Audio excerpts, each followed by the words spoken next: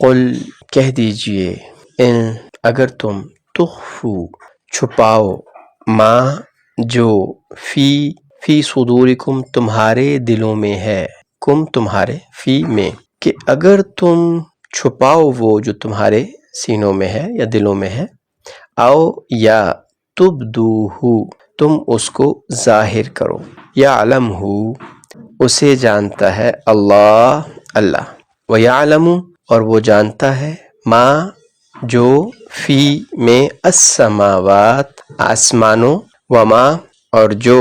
فی اور جو فی الارض اور زمین میں، واللہ اور اللہ علی پر کلی ہر شیء چیز قدیر قادر ہے۔ اے رسول صلی اللہ علیہ وسلم لوگوں کو بتا دیجئے کہ جو کچھ تمہارے دلوں میں ہے تم اسے چھپاؤ یا ظاہر کرو، اللہ اسے جانتا ہے یا جان لے گا، اور جو کچھ آسمانوں میں ہے اور جو کچھ زمین میں ہے وہ سب اللہ کے علم میں ہے، اور اللہ ہر چیز پر قادر ہے۔ پچھلی جو آیت تھی اس میں جو بات کی گئی تھی وہ یہ بتایا گیا تھا کہ اللہ تمہیں اپنی ذات سے ڈراتا ہے، اور یہ اسی کے ساتھ ہے خاص طور پہ الا ان تتقوا منہ تقات، کہ تم ان سے بچاؤ کے لیے، ان کے ظلم سے بچنے کے لیے اگر کچھ بچاؤ کر لو، چھپا لو، تو اس کے حوالے سے ہے کہ قل ان تخفوا ما فی صدورکم او تبدوہ، تم وہ ظاہر کرو یا چھپاؤ جو تمہارے دلوں میں ہے، جو تمہارا پلان ہے، جو تم نے سوچا ہے، جس کی بیس پہ تم نے اپنے ٹائز کریٹ کیے ہیں، جس چیز کی بنیاد پہ تم نے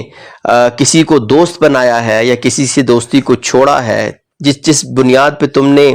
معاہدہ کیا ہے، تم وہ چاہے چھپاؤ یا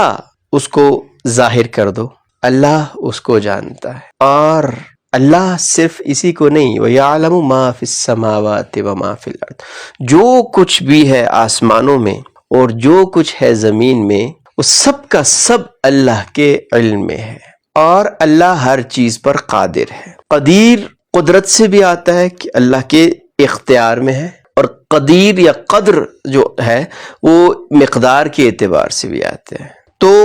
اللہ جل شانہ نے کس کو کیا دیا ہے، کیسا ہے، جو کچھ بھی دنیا میں ہو رہا ہے، جو کچھ آسمانوں میں ہو رہا ہے، جو کچھ زمین میں ہو رہا ہے، جو لوگ پلاننگز کر رہے ہیں، جو مسلمانوں کے خلاف کوئی پلان کر رہے ہیں، یا کچھ بھی جو دنیا میں ہو رہا ہے زمین میں یا آسمان میں، اللہ جل شانہ صرف اس کو جانتے ہی نہیں ہے بلکہ واللہ علی کل شیء قدیر، اللہ اس پہ پوری کی پوری قدرت بھی رکھتے ہیں۔ کوئی اگر تمہارے خلاف ہے، کوئی تمہارے خلاف پلاننگز ہو رہی ہیں، کوئی تمہارے خلاف جو ہے وہ کوئی بھی کسی بھی قسم کی جو ہے وہ کنسپریسیز ہو رہی ہیں، کوئی تمہارے خلاف لوگ جا رہے ہیں، تو یقین رکھ لو کہ اللہ نہ صرف اس کو جانتے ہیں بلکہ اللہ اس چیز کو پورے قادر ہیں، اس کو کنٹرول بھی کر سکتے ہیں، اس کو تمہارے حق میں بھی کر سکتے ہیں، اس سے تمہیں بچا بھی سکتے ہیں، اللہ ہر چیز پہ قادر ہے۔ امپورٹنٹ چیز یہ ہے، پچھلے اس کے اعتبار سے کل بھی ہم نے اس پہ بات کی تھی کہ کئی مرتبہ ہم دلوں میں کچھ اور ہوتا ہے، مقصد کچھ اور ہوتا ہے، چاہتے کچھ اور ہوتے ہیں، لیکن بظاہر لوگوں کے سامنے یا لوگوں کو دکھانے کے لیے ہم کچھ اور بات کر دیتے ہیں۔ مثلاً ایک کوئی حکمران ہے، انہوں نے کوئی معاہدہ کیا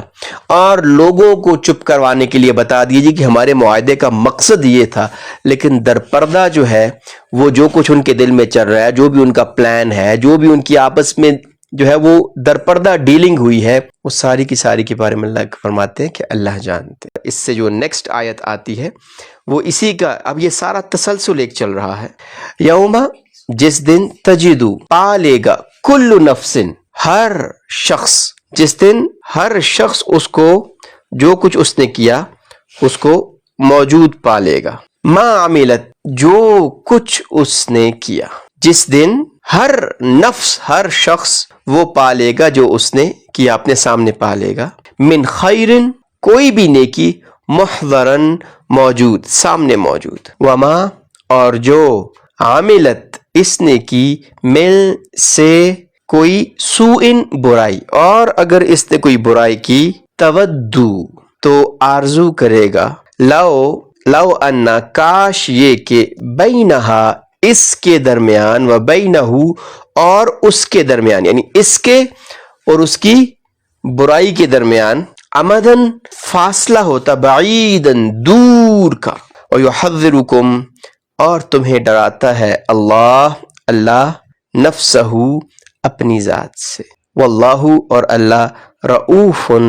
شفقت کرنے والا ہے، مہربانی کرنے والا ہے، بالعباد بندوں پر۔ وہ دن یاد رکھو جس دن کسی بھی شخص نے جو بھی نیکی کا کام کیا ہوگا اسے وہ اپنے سامنے موجود پائے گا،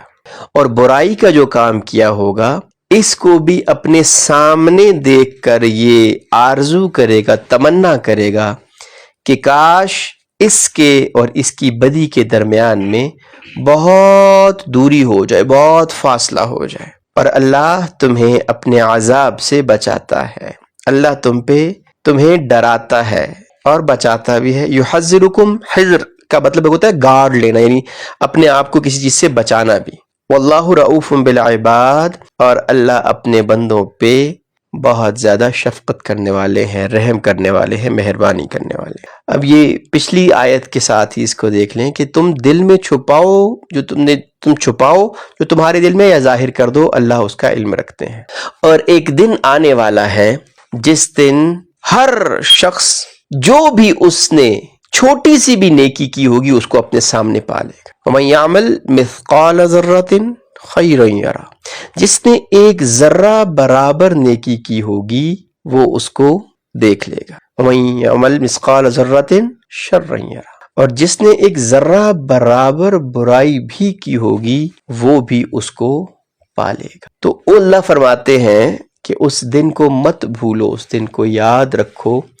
جس دن ہر شخص کے سامنے اس کی ساری نیکیاں لا کے رکھ دی جائیں گی، یہ ہے تمہاری نیکیاں۔ تو نیکیاں دیکھ کے تو انسان بہت خوش ہوگا، جیسے ہم کوئی اچھی چیز ہماری ہو تو ہم اس کو دیکھ کے خوش ہوتے ہیں، اچھا لگتا ہے۔ لیکن وما عملت من سوء، اور جو کچھ عمل کیے برائی کے، جو کچھ برائیاں کی، جو کچھ گناہ کیے، تودو، تو اس دن وہ آرزو کریں گے، لو ان بینہا و بینہ امدا بعیدا، کہ کاش میرے اور اس کے درمیان میں بہت بڑا فاصلہ ہو جائے، بہت دوری ہو جائے، بہت یہ مجھے نظر ہی نہ، میری نظر سے اس کو دور کر دو۔ کئی مرتبہ کچھ چیزیں ہوتی ہیں جو ہمارے ساتھ، جس کے ساتھ ہماری کوئی بیڈ میموریز ہوتی ہیں تو ہم اس کو دیکھنا بھی نہیں چاہتے، یا اگر ہم نے کوئی بہت برا کام کیا ہے، کئی مرتبہ ہم نے کوئی پیپر بہت برا کر دیا، مارکس بہت برے آئے، یا کوئی ہم نے ایک ایسی چیز بنائی جو ہماری مرضی کے مطابق نہیں تھی یا جو بہت بری بن گئی، ہم کہتے ہیں یار اس کو میری نظروں سے دور کر دو، یہ میرے سامنے بھی نہیں آنی چاہیے۔ تو یہاں پہ ایک سینیریو سمجھ لیں، ایک ذرا ویژولائز کرنے کی کوشش کریں کہ ہمارے گناہ جب ہمارے سامنے لائے جائیں گے کہ یہ بھائی تم نے سارے گناہ کیے،